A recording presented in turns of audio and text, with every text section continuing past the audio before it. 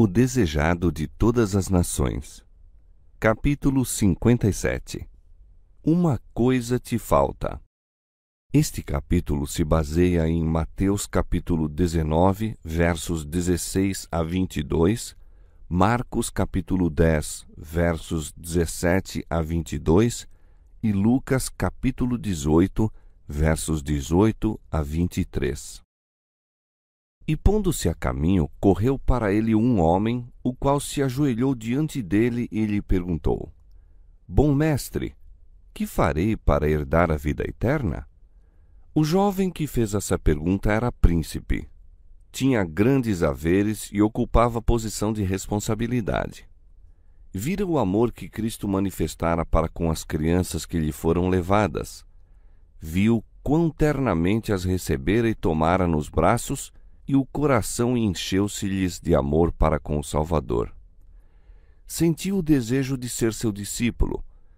Tão profundamente movido foi, que ao seguir Cristo seu caminho, correu após ele e, ajoelhando-se-lhe aos pés, dirigiu com sinceridade e fervor a pergunta tão importante para a sua alma e a de toda criatura humana: Bom mestre, que farei para herdar a vida eterna?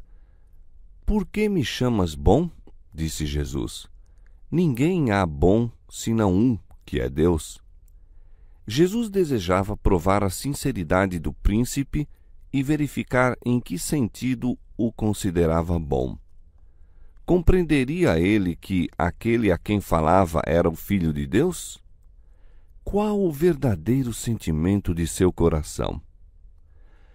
Esse príncipe tinha em alta conta sua própria justiça. Não pensava, na verdade, que faltasse em qualquer coisa. Contudo, não estava de todo satisfeito. Sentia a falta de algo que não possuía. Não poderia Jesus abençoá-lo assim como fizera às criancinhas e satisfazer-lhe a necessidade da alma? Em resposta a essa pergunta, Jesus lhe disse que a obediência aos mandamentos de Deus era necessária se ele queria obter a vida eterna. E citou vários dos mandamentos que mostram os deveres do homem para com seus semelhantes. A resposta do mancebo foi positiva. Tudo isso tenho guardado desde a minha mocidade. Que me falta ainda? Cristo contemplou o moço como a ler-lhe a vida e a sondar-lhe o caráter.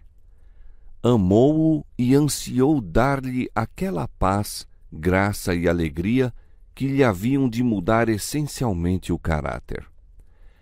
Falta-te uma coisa, disse. Vai, vende tudo quanto tens e dá-o aos pobres, e terás um tesouro no céu. E vem e segue-me. Cristo foi atraído para esse jovem. Sabia ser ele sincero em sua declaração: tudo isso guardei desde a minha mocidade. O Redentor almejou criar nele aquele discernimento que o habilitaria a ver a necessidade da devoção da alma e da bondade cristã. Anelou ver-lhe um coração humilde e contrito, consciente do supremo amor a ser dedicado a Deus e ocultando a própria deficiência na perfeição de Cristo. Jesus viu nesse príncipe exatamente o auxílio de que necessitava caso se viesse a tornar seu cooperador na obra da salvação. Se se colocasse sob a direção de Cristo, seria uma força para o bem. O príncipe poderia, de maneira notável, haver representado o Salvador, pois era dotado de qualidade que, uma vez unido a Jesus, o habilitariam a tornar-se uma força divina entre os homens. Cristo, lendo-lhe o caráter, o amou. No coração do moço estava desabrochando o amor para com Cristo, pois amor suscita amor. Jesus anelou vê-lo como coobreiro seu. Ansiou torná-lo semelhante a si próprio, um espelho em que se refletisse a semelhança divina. Anelou desenvolver-lhe a excelência do caráter e santificá-lo para o serviço do Mestre. Houvesse esse príncipe se entregado então a Cristo, e teria crescido na atmosfera de sua presença. Houvesse feito essa escolha, e quão diferente teria sido seu futuro. Falta-te uma coisa, disse Jesus. Se queres ser perfeito, vai, vende tudo o que tens e dá aos pobres, e terás um tesouro no céu. E vem e segue-me. Cristo leu no coração do príncipe. Uma só coisa lhe faltava, mas essa era um princípio vital. Carecia do amor de Deus na alma. Essa falta, a menos que fosse suprida, demonstrar-se-ia fatal para ele. Toda a sua natureza se corromperia. Com a condescendência fortalecer-se-ia o egoísmo. Para que recebesse o amor de Deus, deveria ser subjugado seu supremo amor do próprio eu. Cristo submeteu esse homem a uma prova. Chamou-o a escolher entre o tesouro celestial e a mundana grandeza. Era-lhes assegurado o tesouro celeste, caso seguisse a Cristo. Devia, porém, render o próprio eu, entregar a vontade à direção de Cristo. A própria santidade de Deus foi-lhe oferecida. Tinha o privilégio de tornar-se filho de Deus e co-herdeiro de Cristo no tesouro celestial. Mas devia tomar a cruz e seguir o Salvador na vereda da abnegação. As palavras de Jesus ao príncipe representam em verdade o convite: escolhei hoje a quem sirvais. A escolha foi deixada ao seu arbítrio. Jesus estava sequioso de sua conversão. Mostrara-lhe o foco infeccioso no caráter e com que profundo interesse observava o resultado ao pesar o mancebo a proposta. Se decidisse seguir a Cristo, deveria em tudo obedecer-lhe as palavras. Deveria dar as costas a seus ambiciosos projetos. Com que vivo, ansioso anelo, com que sede da alma contemplava o Salvador o moço, esperando que cedesse ao convite do Espírito Santo. Cristo apresentou os únicos termos que poderiam colocar o príncipe em condições de aperfeiçoar o caráter cristão. Suas palavras eram palavras de sabedoria, conquanto parecessem severas e exigentes. Aceitá-las e obedecer-lhes era a única esperança de salvação para o jovem. Sua elevada posição e os bens que possuía estavam exercendo em seu caráter uma sutil influência para o mal. Se acariciados, suplantariam a Deus em suas afeições. Reter do Senhor pouco ou muito era conservar aquilo que lhe diminuiria a força e a eficiência moral, pois se as coisas deste mundo são nutridas, embora incertas e sem valor, tornar-se-ão de todo absorventes. O príncipe foi pronto em discernir o que as palavras de Cristo envolviam e ficou triste. Houvesse compreendido o valor do dom oferecido, e desde logo se teria alistado entre os seguidores de Cristo. Era membro honrado do Conselho dos Judeus, e Satanás o estava tentando com lisonjeiras perspectivas quanto ao futuro. Queria o tesouro celestial, mas desejava igualmente as vantagens temporais que as riquezas lhe trariam. Entristeceu-se de que existissem essas condições. Queria a vida eterna, mas não estava disposto a fazer o sacrifício. O custo da vida eterna afigurou-se-lhe demasiado grande e retirou-se triste, porque possuía muitas propriedades. Sua afirmação de haver observado a lei divina era um engano. Mostrou que as riquezas eram seu ídolo. Não podia guardar os mandamentos de Deus enquanto o mundo ocupasse o primeiro lugar em suas afeições. Amava os dons divinos mais que o próprio doador. Cristo oferecera ao mancebo a convivência com ele.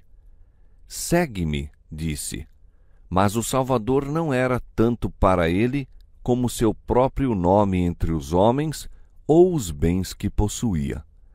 Renunciar ao tesouro terrestre, que era visível, pelo celestial, que não podia ver, era arriscar demasiado.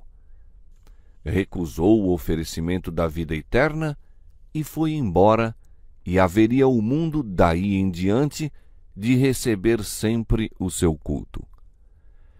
Milhares estão passando por essa prova, pesando Cristo contra o mundo, e muitos são os que escolhem o mundo. Como o jovem príncipe, retiram-se do Salvador, dizendo em seu coração: não quero que esse homem seja meu guia. O trato de Cristo para com o mancebo é apresentado como lição objetiva. Deus nos deu a regra de conduta que cada um de seus servos deve seguir.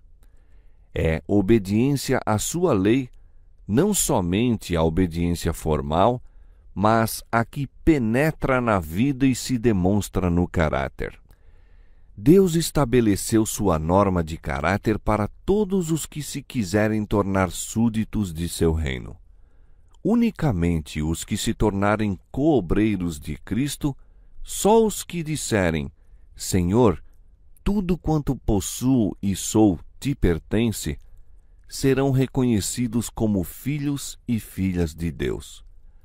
Todos devem considerar o que significa desejar o céu e todavia voltar as costas em face das condições estabelecidas. Pensai no que significa dizer não a Cristo. O príncipe disse: não, não te posso dar tudo. Diremos o mesmo?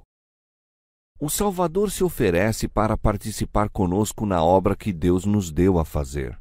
Propõe servir-se dos meios que Deus nos deu para levar avante sua obra no mundo. Unicamente por essa maneira nos pode ele salvar. Os bens do príncipe lhe foram confiados para que se demonstrasse um fiel mordomo. Devia servir-se desses bens para benefício dos necessitados. Assim, hoje, Deus confia haveres aos homens, talentos e oportunidades, a fim de que sejam instrumentos seus no ajudar os pobres e sofredores. Aquele que emprega os dons que lhe foram confiados segundo os desígnios divinos, torna-se coobreiro do Salvador, conquista almas para Cristo, porque é representante de seu caráter. Para os que, como um jovem príncipe, ocupam altas posições de confiança e têm grandes riquezas, talvez se afigure demasiado grande o sacrifício de abandonar tudo a fim de seguir a Cristo.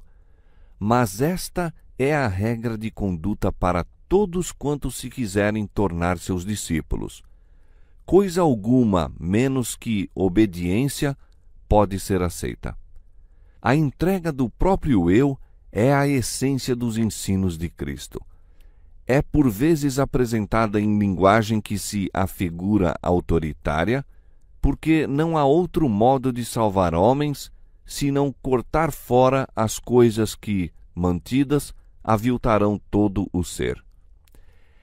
Quando os seguidores de Cristo lhe devolvem o que lhe é devido, estão acumulando tesouro que lhe será entregue quando ouvirem as palavras: bem está, bom e fiel servo, entra no gozo do teu Senhor. O qual, pelo gozo que lhe estava proposto, suportou a cruz, desprezando a afronta, e assentou-se à destra do trono de Deus. O gozo de ver almas redimidas, almas eternamente salvas, eis a recompensa de todos os que se assentam aos pés nas pegadas daquele que disse: segue-me.